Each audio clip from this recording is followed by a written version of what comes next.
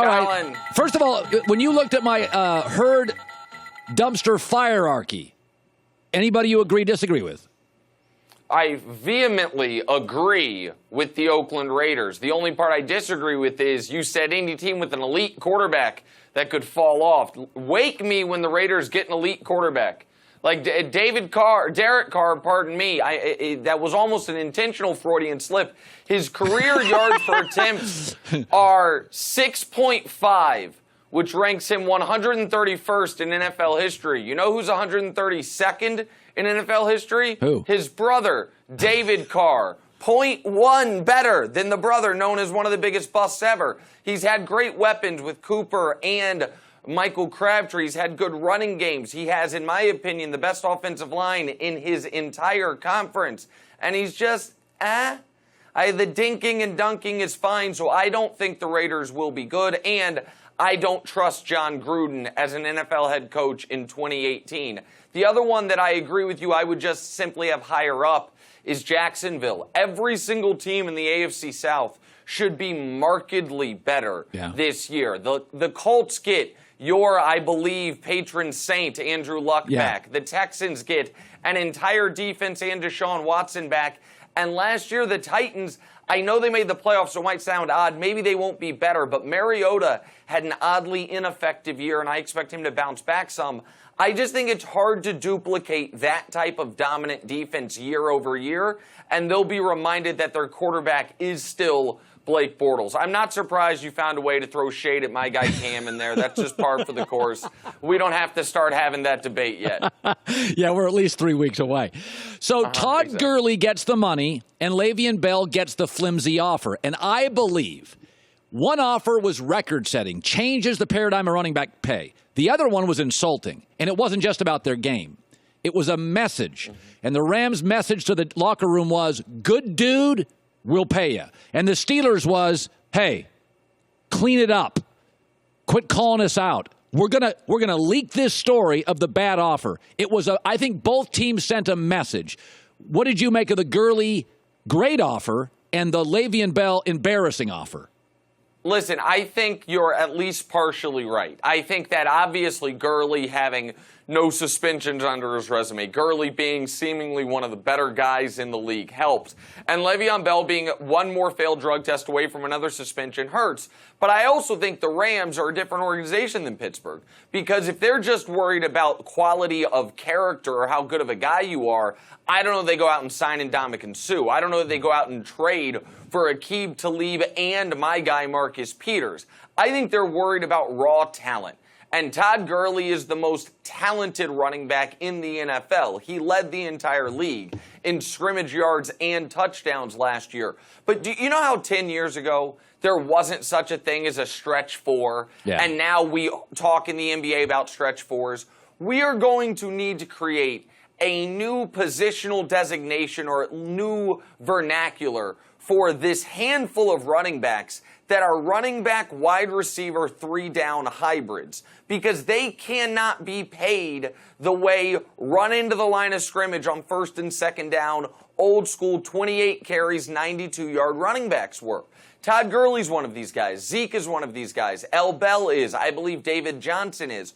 Those guys certainly deserve to be paid at the very least like number 2 wide receivers. I mean, I have been a little confused with the way people have just simply said, oh, well, you can't pay a running back that much. You're not paying for the position. You're paying for the offense accounted for. And this, like, Le'Veon Bell and Todd Gurley are better players than Brandin Cooks, more valuable to their offenses, bigger difference makers than Brandin Cooks, but nobody thought they would sniff the type of money Brandin Cooks got. There's only a handful of guys like this, but an adjustment was needed. Todd Gurley started to make that adjustment with his contract. If L. Bell has a quality year and he hits open free agency, he'll do the same. We'll see if David Johnson and Zeke follow suit. 2 basketball questions. I said earlier this week, I don't buy this.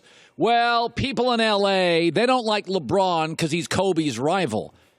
I mean, I can think of an 8-second all-star confrontation and nothing else. I don't remember their 22 matchups, which LeBron dominated. I don't buy LeBron and Kobe are rivals. They're literally different generational attitudes. What do you make of that story? Okay, well, listen, obviously on the court, as far as all-time ranking historical performances, there is no comparison. If you want to take regular season or playoffs, any stat, advanced or regular, here's the full list of ones that Kobe has on LeBron. Free throw percentage. Yeah, that's the entirety of the list. So, no, of course, they're not historical rivals. But you're feeling that there is no rivalry between them amongst the fans. That is because you are a creature of the real world and not a creature of the internet. I, my friend, am a creature of the internet. And let me tell you, Kobe fans, there's a special group of people that are not Laker fans that actually enjoy the fact that the Lakers have been so terrible the last few years. You know why? Because their Lord and Savior Kobe Bryant hasn't been on the team. It further validates how great he must have been. And those people have never liked LeBron and will never like LeBron. The next mural could be LeBron praying at the altar of Kobe Bryant. It will be defaced as well. He cannot change those people's mind. Those people do not want the Lakers to succeed with LeBron there. But I would argue those people aren't Laker fans. Those people are Kobe Bryant sycophants. And you don't come across them at Manhattan Beach, and you don't come across them in real life. But I promise you they're out there. Joy Taylor, you were going. What did you think about that, Joy? I couldn't agree more. These people are not Lakers fans. Yes. Lakers fans just got the greatest current NBA player to commit to playing for them for the next 4 years. He averages 57 wins a game. They haven't won more than 35 in the past 4 years. Yeah. How could you not be elated? They're not Lakers fans. They're Kobe fans. Yeah. There's two different fan bases. All right, and finally... And Joy knows about this, I will say, because she, like me, creature of the internet. Yes. # maybe I'm crazy pod. Go ahead. I watched that, by the way. Thank you. Okay, so listen. Sometimes I have ideas, okay, Nick? And I'm not saying they're all great. I mean, most are. But sometimes they're just out there. So I'm listening to radio yesterday, and everybody is saying the best two-way player in the league, great story, came from nowhere, ignored by everybody, literally goes in his early 20s, MVP of the finals, but because he's not a big talker, he can't be a shoe guy. And I said, time out. Hamilton is a Broadway play, which is a hip-hop version of a founding father. It's the biggest sensation ever on Broadway. It doesn't sound good on paper. It's unbelievable.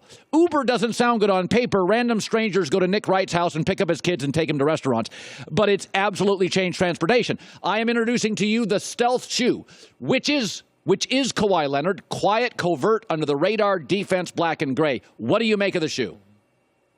Okay, listen, first of all, not that I'm wishing an early demise upon you, but whenever you do pass on, first line of the Cowherd obituary, Colin Cowherd, a man who sometimes had ideas. I like it. I think it's a great tagline. Listen, I see where you're going here. This is what I would say. You know the esteem in which I hold you, yeah, and the way the multiple mediums in which you have mastered or are mastering. Right. I don't know that shoe design is the next frontier for you, or the wonderful herd line staff.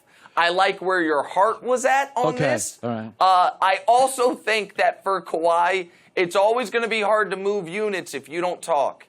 And, listen, you can make the strong argument, I know you would, and I would even probably concede, that Kawhi at his best is a better basketball player than Russell Westbrook. Yes. Kawhi will never be the shoe pitch man Russell Westbrook is.